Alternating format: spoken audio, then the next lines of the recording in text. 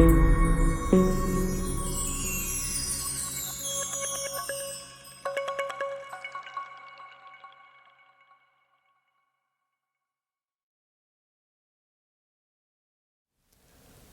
hello, friends. Welcome back to another Truth for Today. I'm Pastor Mike, coming to you from the Lighthouse Baptist Church here in Seagrove. We hope today's devotion finds you doing well.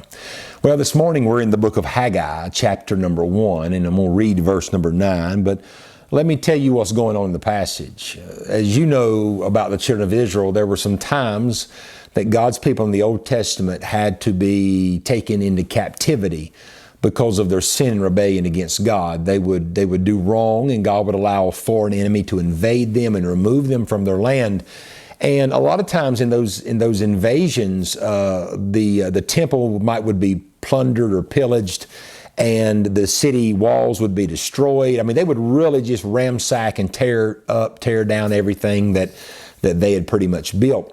And then there would be a return to the land, and God would try to allow His people to repent and restore, and they would have to rebuild and so forth and so on. Well, by the time you get to the book of Haggai really is a book, it's 2 chapters, very small, but it's a book about a building project. And what had happened is the people had come back to the land and resettled, but they had built their own houses, but they had not yet rebuilt the temple. They had not reestablished the place of worship.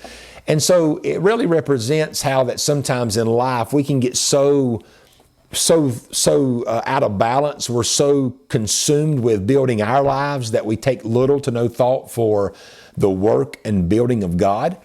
And so by the time you get to verse number 9, basically verse 9 of Haggai 1 is an answer to really the state of their being. He says this: "You looked for much, and lo, it came to little. And when you brought it home, I did blow upon it. Why? Said the Lord of hosts, because of mine house that is waste, and you run every man into his own house." What God was saying was this: because that you majored on just your life, building your life, you discounted me, you pushed me to the side, you could care less about my work, about building my house. Here's what I did. I took all the labor that you put all your time, energy, and effort in it, and I just blew on it, made it come to about naught. In other words, you worked twice as hard, got half as much. And because God is not going to allow His children to get out of balance in their life. Can I say that the ultimate order of priority for the child of God should be God's work first, and then us second.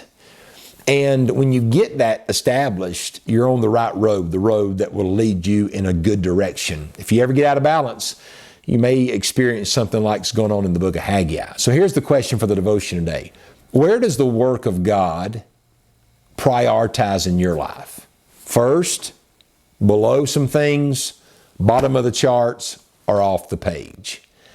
Hopefully we can learn from what happened in the book of Haggai that God intends for His work to always take top priority. And then other things that will fall into place will no doubt fall into the right way, the right place, mind you, and be something that aids and assists us in the happiness of our life. So today, let's be encouraged, let's be challenged to make sure we step out of the box, look at our priorities, and make sure God and His work is taking the right place, number one, in our lives. Hope today's devotion will encourage you and challenge you as it did me. And as always, may the Lord richly bless you today, is our prayer.